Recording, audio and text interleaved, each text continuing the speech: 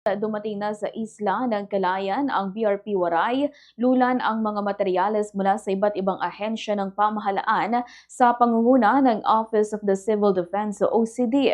Ang mga materyales na ito ay gagamitin sa pagsasaayos ng mga bahay ng mga residenteng nasalanta ng Super Typhoon Nando. Ang misyon ay naisakatuparan sa pamamagitan ng pagtutulungan ng Naval Base Camilo Osayas o NBCO, Marine Battalion Landing Team 10, Philippine Coast Guard, Philippine National Police, Regional Maritime Unit 2 at ng DNR kasama ang mga Senros.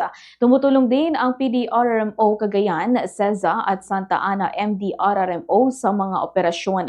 Kabilang sa mga kargamento ang GI sheets, family tents, emergency shelter repair kits, generator set at lumber.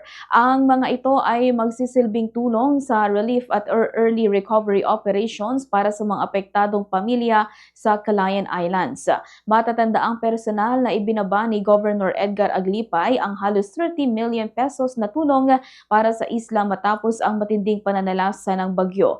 Nauna na ring naglabas ng direktiba si Governor Aglipay upang gamitin ang Quick Response Fund o QRF ng pamahalang panlalawigan ng Cagayan bilang suporta sa rehabilitasyon at pagbangon ng bayan ng Calayan.